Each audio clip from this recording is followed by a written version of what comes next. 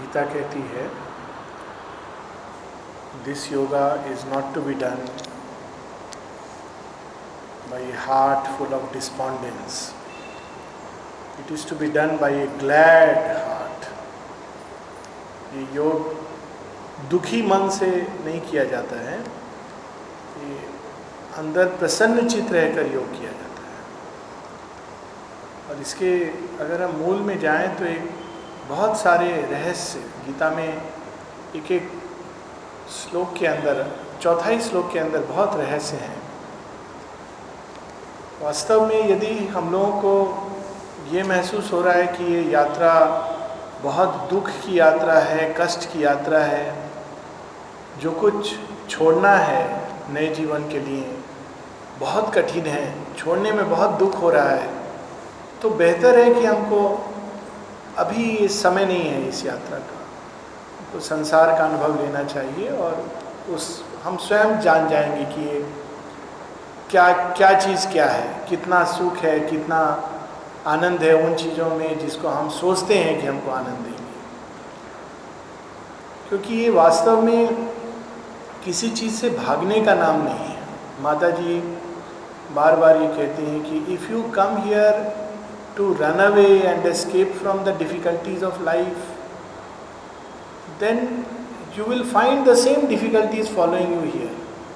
यदि तुम यहाँ जीवन की कठिनाइयों से भाग कर आते हो, जिससे कि ये एक ऐसा स्थान है जहाँ हमको जीवन की कठिनाई नहीं होगी, तो ठीक वो सब चीज़ें जिनसे भाग कर के आए हो वही चीज़ यहाँ पर भी घेर लेगी। ये बहुत आश्चर्य है, ये really it is very very true. आदमी सोचता है कि बाहर रहने से, बहुत बार ऐसे, ये नहीं कि हमेशा, लेकिन कभी कभी धन की कठिनाई है, तो यहाँ आकर सब कुछ मिलने के बाद भी कमी का महसूस होता है कि अगर हमारे पास थोड़ा कुछ और होता, थोड़ा कुछ और होता। आदमी सोचता है कि बाहर के जीवन में इतना संघर्ष करना पड़ता है, तो यहाँ आता है तो उसको और संघर्ष करना पड़ता है। बाहर के जीवन में वो लोगों के साथ मेल नहीं बैठा पाता है, सोचता है कि इससे अच्छा है कि आश्रम में जाके शांति से रहो। यहाँ आकर उसका एक नहीं 10 लोगों के साथ कन्फ्लिक्ट होना शुरू हो जाता है। एक के साथ झगड़ा होगा, दूसरे के साथ झगड़ा होगा, एक डिपार्टमेंट में, एक कमरे में 2 लोग रह रहे हैं, उनका आपस में झगड़ा होगा। क्योंकि ये समस्या बाहर नहीं है, ये पहला चीज़ है जो हम लोग सीखते हैं। सारी समस्या अंदर है, सारा खेल हमारे अंदर है, कोई भी चीज़ बाहर नहीं है। तो यदि हम किसी चीज़ से भागने के लिए आते हैं तो ये दुख से भरकर, कष्ट से भरकर, या कुछ इस भाव से कि हमको जो सुख बाहर नहीं मिल रहा है वो सुख यहाँ मिलेगा, तो वो चीज़ बहुत लंबा लेती है या बहुत अंदर में तनाव पैदा करती है। और तनाव, चाहे वो सांसारिक तनाव हो या आध्यात्मिक तनाव हो, अच्छा नहीं होता। श्री अरविंद इस चीज़ को बार बार कहते हैं, it should be done with a glad and happy heart, प्रसन्न चित्त होकर। क्यों? क्योंकि हम जा रहे हैं किसकी ओर? आनंदमय की ओर जा रहे हैं। तो ये बहुत, एक एक कदम जो ले रहे हैं उसमें बहुत प्रसन्नता होनी चाहिए। जितना करीब आ रहे हैं उतना प्रसन्नता होनी चाहिए। इनफैक्ट इसका एक बैरोमीटर, हम लोग, माँ बार बार इस चीज़ को याद दिलाती हैं कि ये एक बैरोमीटर है। अंदर बहुत बार लोग पूछते हैं प्रगति कर रहे हैं कि नहीं कर रहे हैं। ये एक बैरोमीटर है। यदि हम अपने अंदर, अपने आप में तृप्त हैं, प्रसन्न हैं, मतलब हम प्रगति कर रहे हैं, भगवान के करीब आ रहे हैं, और आगे कुछ सोचने की ज़रूरत नहीं है। कितने विजन हो रहे हैं, कितने एक्सपीरियंसेस हो रहे हैं, इट इज़ नॉट इम्पॉर्टेंट। पर अगर हमारे अंदर बहुत विचलित हो रहे हैं, परेशान हो रहे हैं, दुखी हो रहे हैं, बहुत चिंता कर रहे हैं, और एक सबके अंदर दोष देख रहे हैं, तो ये सब इसका लक्षण है कि हमारे अंदर कुछ गड़बड़ है। बहुत बार हमको इसका पता नहीं चलता, लेकिन गड़बड़ हो रही है। माता जी कहती हैं कि जब हम डिस्पेयर करते हैं, डिस्पेयर का मतलब है वास्तव में उसके मूल में जाएं तो हमारे अंदर श्रद्धा का अभाव है। हम लोग सब कहते हैं we have faith in Mother and Shri Aurobindo, लेकिन वास्तव में यदि फेथ है, श्रद्धा है, तो श्रद्धा के साथ फिर, और खासकर जो लास्ट टाइम हम लोग या पहले कभी बात हो रही थी, कल्याण श्रद्धा, तो उसके साथ में चिंता, दुख, शोक, ये साथ में नहीं जाते हैं, मेल नहीं खाते हैं। ये श्रद्धा केवल एक बाहर से मौखिक श्रद्धा नहीं है, मात्र एक मानसिक विश्वास नहीं है। मानसिक विश्वास परिप्रमाण के आधार पर स्थापित होता है। जो लोग मानसिक विश्वास रखते हैं उनके जीवन में अगर कोई ऐसी चीज़ हो जो उनके भगवान के कंसेप्ट से मेल नहीं खाती है तो उनका विश्वास हिलने लगता है। हम लोग सब अंदर में भगवान का एक कंसेप्ट बना के जीते हैं। भगवान ऐसा है, वैसा है, भगवान ऐसा कर सकता है, वैसा नहीं कर सकता है। श्री अरविंद एक जगह कहते हैं, what if failure suits in best. भगवान फेल भी हो सकता है। अब ये अगर हम लोग सोचेंगे कि भगवान फेल भी हो सकता है तो बहुत अंदर में पीड़ा होगा। भगवान कैसे फेल हो सकता है? क्यों नहीं? हम लोग खेल खेलते हैं, खेल में हारते भी हैं, जीतते भी हैं, दोनों का आनंद है। बहुत बार हार एक शॉर्टर रास्ता होता है। श्री अरविंद से किसी ने प्रश्न किया कि how can the divine fail? भगवान फेल कैसे हो सकता है? मनुष्य फेल हो सकता है। तो श्री अरविंद तो कहते हैं, what do you mean? Why not? What if failure suits his purpose well? क्यों नहीं? हो सकता है कि फेल्योर के रास्ते से भगवान का जो पर्पस है वो जल्दी साधित हो। और फिर आगे एग्जाम्पल देते हैं कि ये संसार जो बदला है आधे दर्जन क्रांतियों से बदला है, half a dozen revolutions. And almost all of them were regarded as failures in their own time. और उन सबको उस समय लोगों ने फेल्योर करार कर दिया था। एक उदाहरण तो हमारे बहुत करीब है। अगर हम देखें रामायण के समय से, रामचंद्र जी इतना कष्ट, वनवास, सब कुछ करके राक्षस को मारकर पूरी सेना लंका विध्वंस करके सीता को लाते हैं, लेकिन उनको साथ नहीं रह पाते हैं, चली जाती हैं, आश्रम में रहती हैं और बाद में धरती में समा जाती हैं। अगर हम बाहरी दृष्टि से देखें तो कहें अरे ये सक्सेस है कि फेल्योर है भगवान के मिशन की। लेकिन आज घर घर में एक आम व्यक्ति राम की भगवान के रूप में पूजा करता है और ग्रो करता है। क्राइस्ट को अगर हम देखें तो सूली पर चढ़ जाते हैं, दो चोर साथ में उनके, और उस समय लोग अरे इनको भगवान बोलते थे देखो। लेकिन चूंकि वो सूली पर चढ़ते हैं तो आने वाले समय में लोगों के अंदर एक ऐसा भाव जागृत होता है कि वही क्राइस्ट आज आधी दुनिया की हृदय में बस गए हैं। तो भगवान कुछ भी, even he can afford to look like weak. माता जी ने इस चीज़ को कई जगह कहा है कि हम लोग का जो आइडिया है भगवान का कंसेप्ट कि भगवान ऐसे ऐसे ऐसे तो भगवान है, भगवान को सर्दी जुकाम नहीं हो सकता, भगवान को बुखार नहीं हो सकता। भगवान, सब कुछ भगवान के अंदर है। उस दृष्टि से अगर हम देखें तो बहुत एक विशाल दृष्टि है। लोग भगवान को टेस्ट करते हैं, भगवान को पेन नहीं हो सकता। कौन सी चीज़ है जो जिसका अनुभव भगवान के अंदर नहीं है? ये अगर हम भाव लेके चलते हैं तो हम जीवन को दो भाग में काट देते हैं, एक जो भगवान का है, दूसरा जो किसी और का है। अब वो किसी और का जो है उसमें लोगों ने ये माया का है या ये डार्कनेस का है या ये काल का है, ये सब कहने लगते हैं।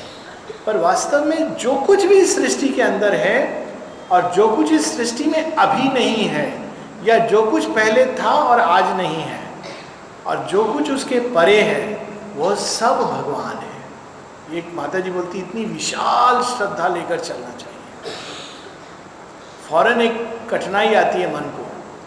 वास्तव में यदि ऐसा है, लास्ट टाइम हम लोग रिकंसिलिएशन की बात कर रहे थे, रिकंसाइलिंग द ऑपोजिट्स, तो फिर संसार में बुरा क्या है? What is evil?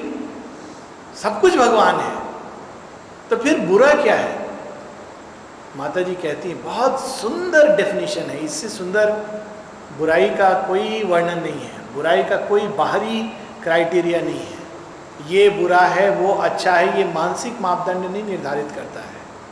मन रिजिड बना देता है चीज़ों को, लेकिन बुरा या अच्छा देश काल से निर्धारित होती है। माँ कहती हैं, evil is something which is not in its place.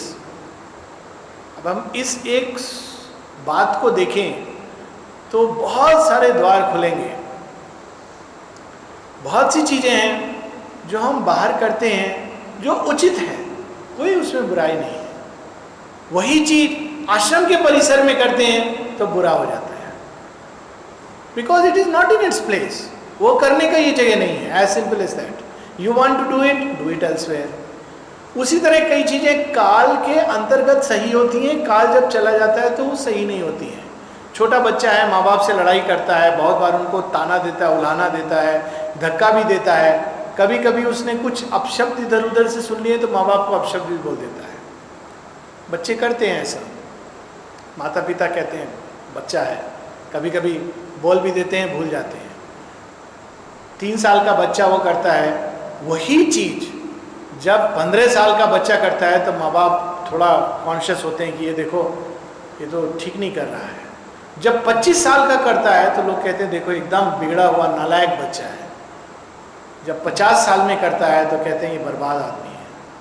वही चीज बिल्कुल कुछ अलग चीज नहीं। वो समय की सीमा में एक चीज उचित होती है, एक समय की सीमा में अनुचित हो जाती है। There is no other evil in this world. माँ कहती हैं इस संसार में ईविल क्या है? जो चीज़ें अपनी जगह पर नहीं हैं उनको अपने जगह पर होना चाहिए।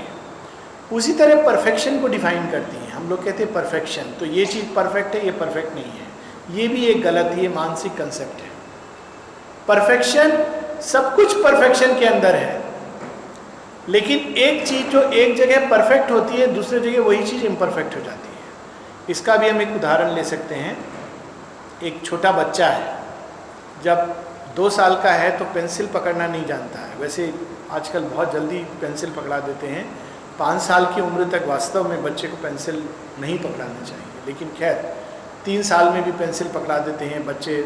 छोटा मोटा लाइन खींच देते हैं, कभी कभी गोल सर्किल बनाने का चेष्टा करते हैं।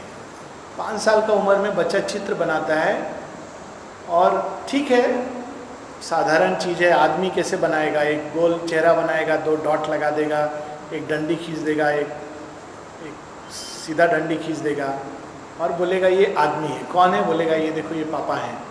और हम लोग बोलते हैं वास्तव में कितना अच्छा है, कितना अच्छा चित्र बनाया है। क्यों? क्योंकि उस बच्चे की आयु की सीमा में बहुत अच्छा है। It is perfect, better than perfect.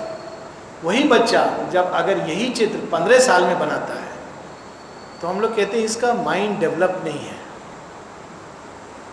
यहाँ तक कहते हैं कि तुम ये क्षेत्र में मत जाओ, this is not your field. वही बच्चा जब 25 साल में बनाता है तो कहते हैं ये कार्टून बनाया है, इट इज़ ए कार्टून।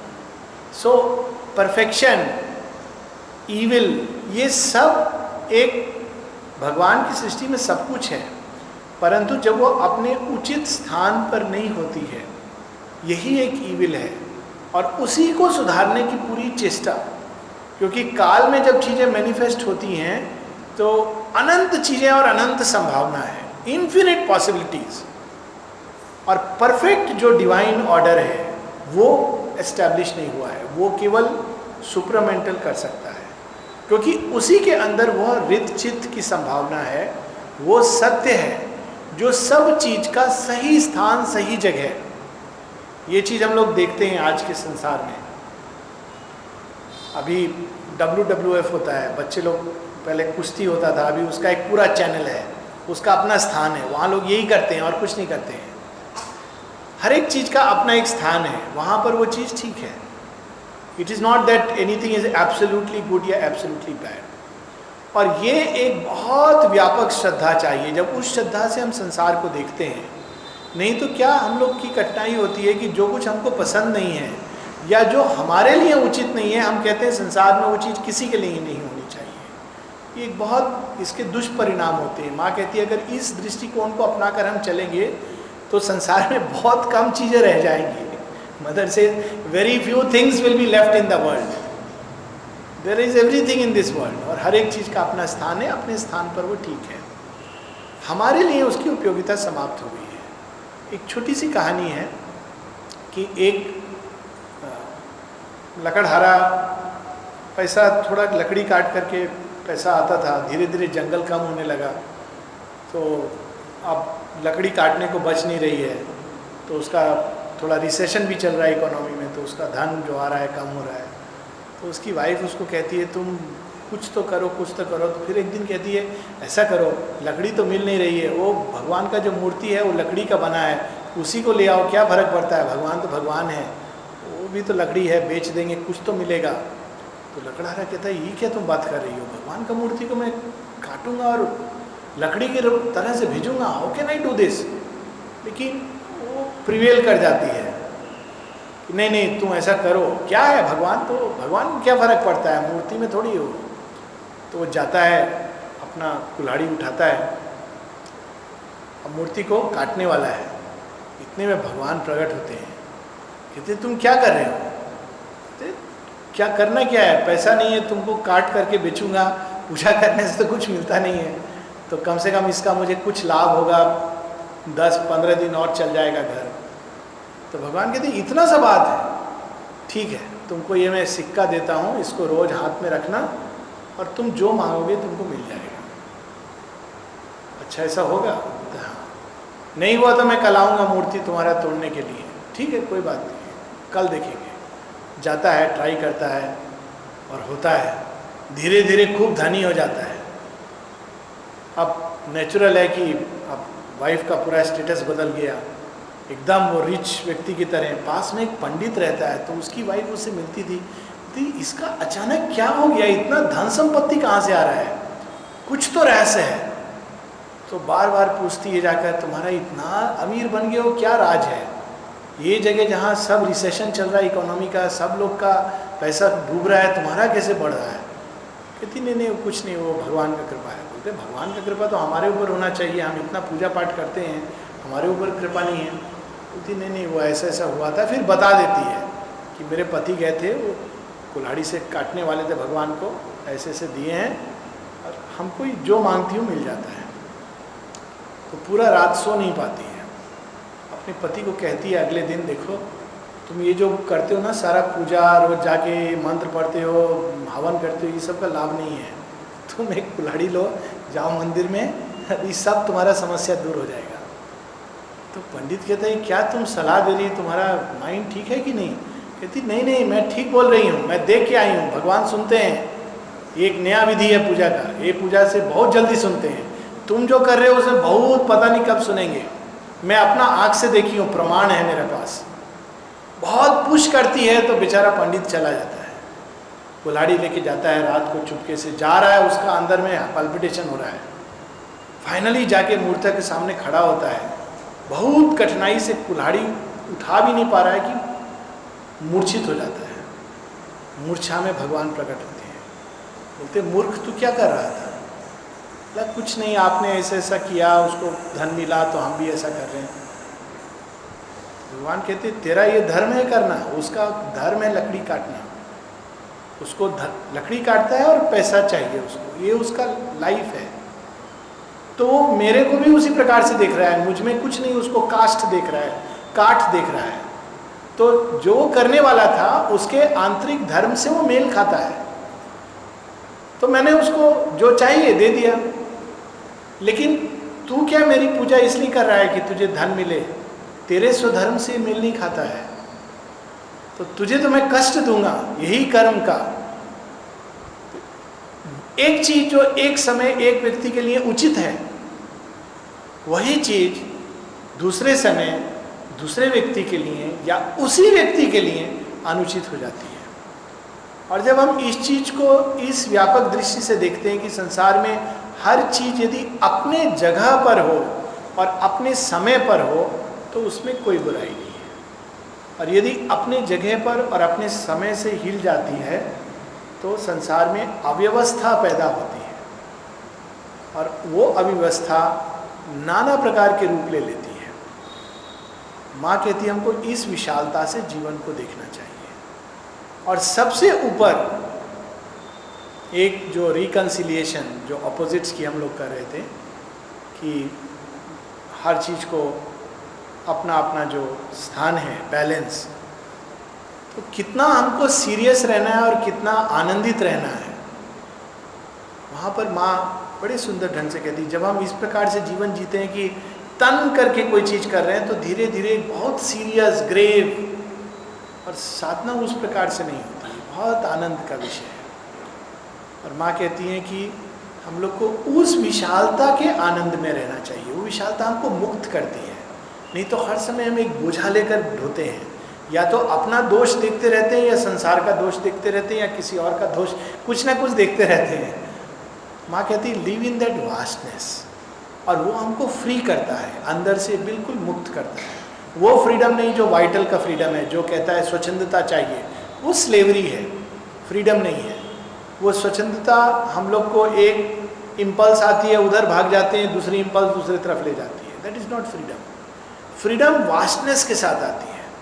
सब प्रकार के बंधन, मन के कंसेप्ट के बंधन, अहंकार के बंधन, कामनाओं के बंधन, सुख दुख, पाप पुण्य, भय, चिंता, ये सब के बंधन, और इसको मुक्त होने का सबसे जो आसान तरीका है वो ये है, सब चीज़ों में, सब चीज़ के अंदर भगवान को देखना कि ये सब, all this is the divine, divine has become all this. Toothbrush क्या है? भगवान टूथब्रश बन गया है। जब हम इस दृष्टि से देखेंगे तो we will play with the Lord. माँ कहती है you should play with the Lord. भगवान को हम लोग पूजा तो करते हैं, रोज जाके उनसे प्रणाम भी करते हैं, खेलना चाहिए भगवान के साथ, माँ की वर्ड से। और शेरविंद, शायद पहले हम लोग इस चीज़ की चर्चा भी किए हैं, स्वप्न में शेरविंद बोलते हैं ना कि मेरे साथ कोई खेलता नहीं है, सब लोग मुझे इतना सीरियसली डील करते हैं कि मुझे समझ नहीं आता मैं क्या करूं। वेयर भगवान क्या है? माँ शेरविंद एक जगह कहते हैं he is an eternal child playing in the garden of the eternal. शाश्वत बच्चे हैं, और उस भाव से जब हम जीते हैं तो एक अलग रस अंदर में प्रभावित होता है। वो भाव क्या है जो हमको सब चीज से मुक्त करता है? माँ कहती हैं, श्री अरविंदो की एफोरिज्म है 3,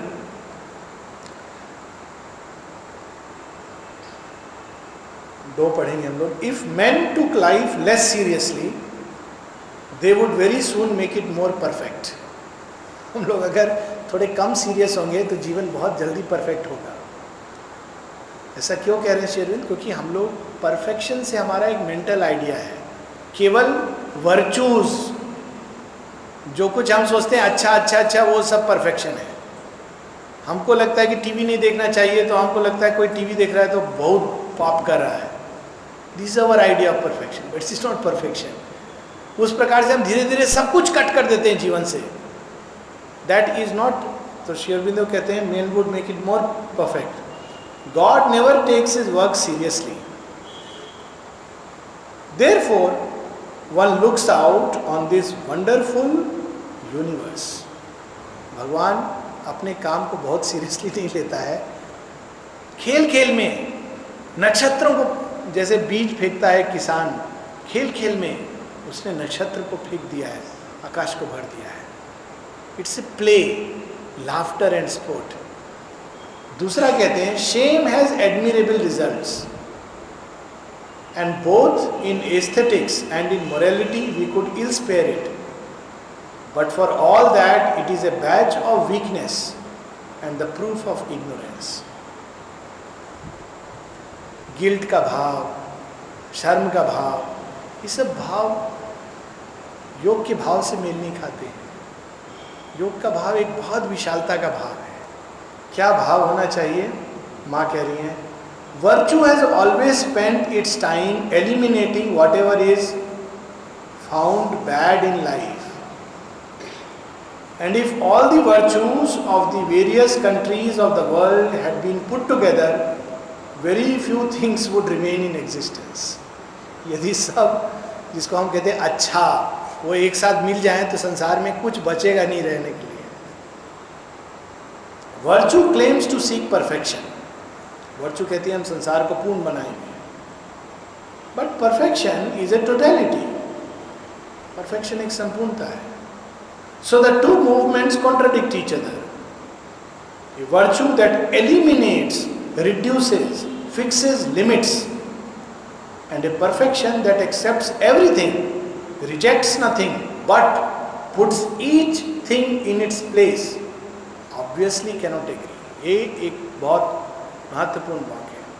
each thing in its place. एक चीज बच्चे पर शोभा देती है, बड़े पर शोभा नहीं देती है। एक चीज बाहर के जीवन में शोभा देती है, लेकिन इनर लाइफ के साथ मेल नहीं खाती है। ये व्यक्तिगत चीज है और उस चीज को केवल देखना है। Taking life seriously generally consists of two movements. जब हम जीवन को बहुत गंभीर रूप से देते हैं तो उसमें दो बात होती है। The first one is to give importance to things that probably have none.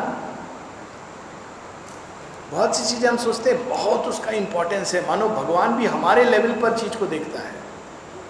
अगर कोई सूर्य से पूछे थोड़ा डिफरेंस बताओगे हिमालय में और पैसिफिक ओशन की गहराई में क्या अंतर है, सूर्य क्या बोलेगा? हंसेगा, बोलेगा अच्छा तुम लोग को अंतर दिखाई देता है, हमको तो सारी पृथ्वी एक डॉट, एक बूंद के समान दिखती है। अच्छा तुम लोग को इतना बड़ा इतना छोटा लगता है ये चीज? मुझे तो नहीं लगता है। यदि मैं स्पर्श करूं तो हिमालय भी गल जाएगा और पैसिफिक भी सूख जाएगा, दोनों मेरे लिए बराबर है।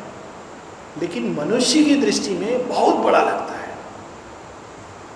अगर हम, माँ इसीलिए पूछती हैं, कई बार लोग पूछते हैं भगवान पनिशमेंट देता है, भगवान रिवार्ड देता है, सब हम लोग का छोटा नोशन। तो जब कोई आपदा आता है, विपदा, प्रकृति का जब संहार होता है, तो क्या हमारे बुरे कर्मों का फल है? माँ कहती मेरे बच्चे तुम क्या बात कर रहे हो? तुम लोग सड़क पर चलते हो, कभी सोचते हो कितना चींटी तुम्हारे पाँव के नीचे चले गए? प्रकृति मनुष्य से कहीं ज्यादा बलशाली और विशाल है। वो अपने आनंद में खेल रही है। कितना रूप, नाम रूप उसने नीचे डाल दिए, कितने बाहर निकाल दिए, उसका कोई गणना नहीं करती है। It is a play. जो वो समाप्त करती है उसको भी भगवान को वापस लौटा देती है, जो निकालती है उसको भी भगवान को प्रेजेंट करती है। It is a vast play. तो पहला चीज जो माँ कह रही हैं कि कई चीज जिसको हम इंपॉर्टेंस देते हैं, इनफैक्ट बहुत सुंदर एक नियम है जिसको हम लोग अपना हमेशा याद रख सकते हैं कि संसार में किसी भी चिंता को दूर करने का दो उपाय, दो साधन, दो बल्कि दो चरण, 2 steps to regulating all worries. First step, don't worry about small things. छोटा छोटा चीज के लिए चिंता मत करो, ये तो बहुत आसान है। दूसरा step 2, everything is a small thing. कौन सा चीज है जो इतना बड़ा है? एक घर में पति पत्नी कभी लड़ाई नहीं करते थे, ऐसा घर होता नहीं है, पर एक संभावना, इमेजिन ए प्लेस, कभी भी दो मनुष्य एक साथ रहेंगे, कोई भी हो, 2 साल के बाद लड़ाई शुरू होता है कुछ ना कुछ। तो किसी ने पूछा ये आप लोग हमेशा कैसे सुखी रहते हैं? बोला बहुत सुंदर है। आदमी ने बोला बहुत सिंपल है, हमारा घर में एक नियम है, छोटा छोटा चीज़ के लिए जो डिसीजन होगा वो मेरी वाइफ लेती है, जो बड़ा बड़ा चीज़ का डिसीजन होता है वो मैं लेता हूँ। सुनने वाला बोला ऐसा कैसे हो सकता है? ये तो कौन सा डिसीजन है जो वो लेती है, जो और कौन सा डिसीजन जो तुम लेते हो? बोले एक छोटा छोटा चीज़, जैसे घर कैसा बनेगा, कितना कमरा रहेगा, उसमें फ्रिज कौन सा आएगा, टीवी कौन सा आएगा, कौन सा चैनल देखेंगे, क्या पकाया जाएगा, ये सब मेरा वाइफ निर्णय लेती है। बोले फिर बड़ा चीज़ क्या है जो तुम निर्णय लेते हो? बोले मैं निर्णय लेता हूँ कि अमेरिका का फॉरेन पॉलिसी क्या होगा, न्यूक्लियर बॉम्ब भारत को बनाना चाहिए कि नहीं बनाना चाहिए, ये सब विचार मैं लाता हूँ। तो हमारे घर में लड़ाई नहीं होता है। It is a way of saying कि हर एक चीज़ छोटा है। जब हम उस दृष्टि से देखें, what difference does it make? अगर पूरा सृष्टि भी हमारे हाथ से चला गया तो उससे क्या क्या गया वास्तव में? तो उस विशालता से माँ कहती है we should look at life, we give importance to things that probably have none. एक जगह माँ कहती है मृत्यु, मृत्यु से हम लोग इतना इंपॉर्टेंस देते हैं, क्या है? माँ कहती मैं एक ऐसे स्थान पे जाके मैंने देखा है जहाँ जीवित और मृत एक साथ खेलते हैं। She used the word they play. हम कहते अरे मृत्यु हो गया, मृत्यु होने से दुख मनाते हैं, जन्म होता है खुशी मनाते हैं। कितना अज्ञान है। माँ कहती मैं ऐसे स्थान पे मैं गई थी कल जहाँ जीवित और मृत एक साथ मिलकर खेल रहे थे, और तब मैंने देखा कि कोई अंतर नहीं है, इट इज जस्ट दिस और दैट, एक ही स्थान पर. It is A state of being. अगर हम एक अवस्था में आते हैं तो मृत, दूसरी अवस्था में जीवित. It's just a question of our own state of consciousness. There is no reality of death. जब माँ ने पूरा लोगों को लिखने को कहा था कि डेथ के ऊपर एक सेमिनार यहाँ न्यू एज एसोसिएशन किशोर गांधी जी चलाते थे, सब बच्चों ने अपना अपना लिखा कि what is death, what is death. बहुत बड़ा बड़ा फिलोसफिकल स्टेटमेंट भी था. लास्ट में माँ ने अपना कमेंट दिया, in fact there is no death. In fact, वास्तव में मृत्यु कुछ भी नहीं है, होती ही नहीं. फॉर्म है, बनता है, चला जाता है. फॉर्म की तो अपने आप में कोई सत्ता नहीं है. जो सत्ताधारी है, जो सत्तावान है, वो कभी मरता नहीं है. ये बहुत प्रोफाउंड ट्रुथ है. और जो टेम्पररी सत्ता थी वो वापस अपनी विशाल सत्ता में चली गई है. Formation of matter has gone back to all matter. Formation of life has gone back to all life. What is there to grieve? तो माँ कहती even death is not a cause for grieve. So what is of no importance?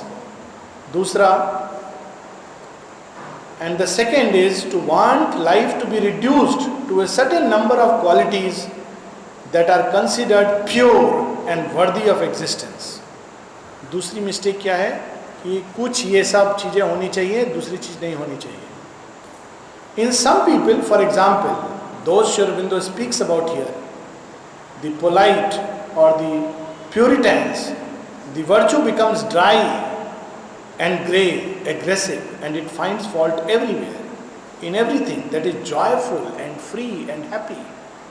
यहाँ तक चला जाता है ये कि अगर कोई खुश दिखता है तो हम कहते हैं वो साधना नहीं कर रहा है. देखो, साधना वाला आदमी कभी हंसता है? ऐसे होता है. एकदम सीरियस होना चाहिए, कॉन्सेंट्रेटेड. हम भूल जाते हैं जितना कॉन्सेंट्रेटेड करेंगे उस आनंद में, पर उतना अंदर से हास निकलेगा. श्री अरविंद 4 लक्षण बताते हैं. जब काली प्रवेश करती हैं देह में तो उसके 4 लक्षण हैं और उसका प्रभाव है. वन ऑफ देम इज अट्टहास, और उसका प्रभाव होता है हास्य. The joy of life comes out, the joy of the divine presence. The only way to make life perfect, I mean here life on earth of course, is to look at it from high enough to see it as a whole, not only in its present totality but in the whole of the past, present and future, what it has been, what it is and what it will be. हम केवल एक छोटे से क्षण को देखते हैं और दुखी हो जाते हैं. अगर हम उस विशालता में देखें कि कितने युद्ध हो गए, कितने लोग पूछते हैं बहुत चिंतित होकर, माँ ने बोला है इंडिया पाकिस्तान विल यूनाइट, कब यूनाइट होगा, और बहुत टेंशन में रहते हैं. अपने अंदर यूनियन हो कि नहीं, इंडिया पाकिस्तान का यूनिटी को लेकर टेंशन में होते हैं. अगर 100 साल पहले, क्या 70 साल पहले Pakistan had no reality, who knows after 700 years where will be Pakistan. कितने सारे नक्शे बदल गए. अगर हम पुराना नक्शा देखेंगे संसार का, बिल्कुल अलग है. वो वास्टनेस में जब हम जीने लगते हैं तो हमको लगता है आज का दुख पीड़ा जिसको हम कह रहे हैं, कल क्या होने वाला है, द फ्यूचर जो माँ श्री अरबिंदो हमारे सामने लेके आए हैं, tomorrow that is the world which is manifesting. तो अपने आप अंदर आनंद निकलने लगेगा. आगे माँ कहती हैं, this delight, this wonderful delight, this wonderful laughter that dissolves every shadow, every pain, every suffering. ये आनंद में शक्ति है, ये अंधकार को डिसॉल्व कर देता है.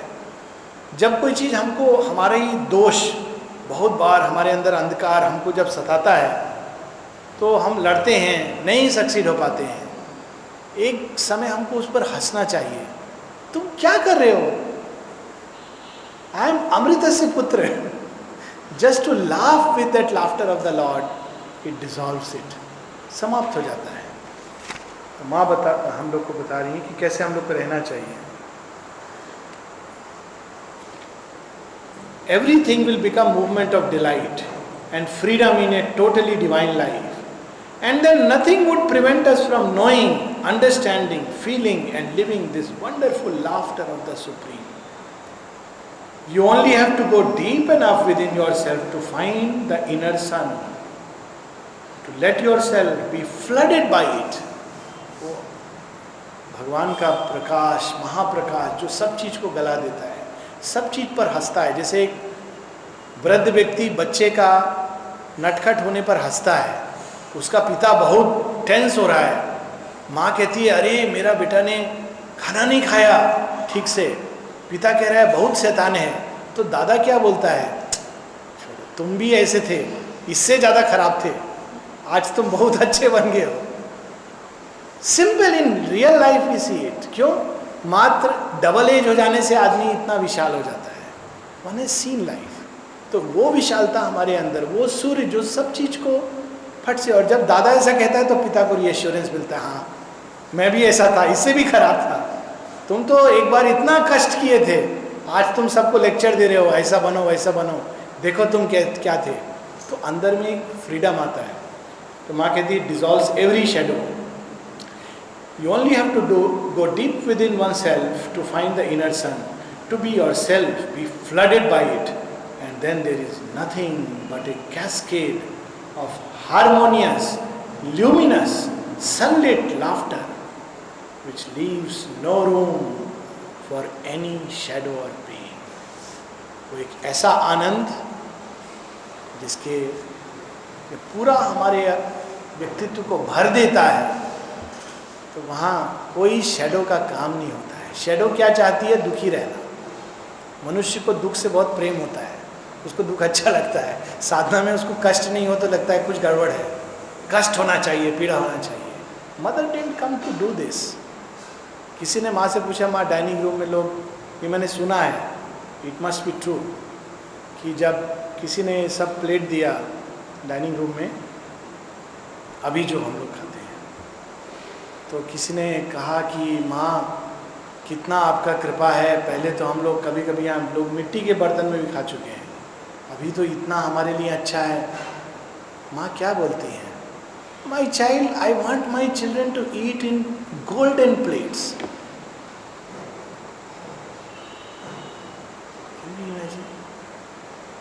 मैं नहीं चाहती हूँ कि मेरे बच्चे लोग कष्ट में रहें, पीड़ा में. जबरदस्ती खाना ऐसा होना चाहिए कि खराब हो, उसमें आधा चम्मच घी भी नहीं होना चाहिए, सब खराब है. It's not this, it's something very vast. योग कितना विशाल है. Look at Mother, I want my children to eat in plates of gold. मैं चाहती हूँ मेरे बच्चे सोने की थाली में खाएं. Why not? राज राजेश्वरी है. दैट वास्टनेस, उस डिलाइट के सामने सब शैडो खत्म हो जाती है, क्योंकि जहाँ भगवान है वहाँ दुख नहीं होता.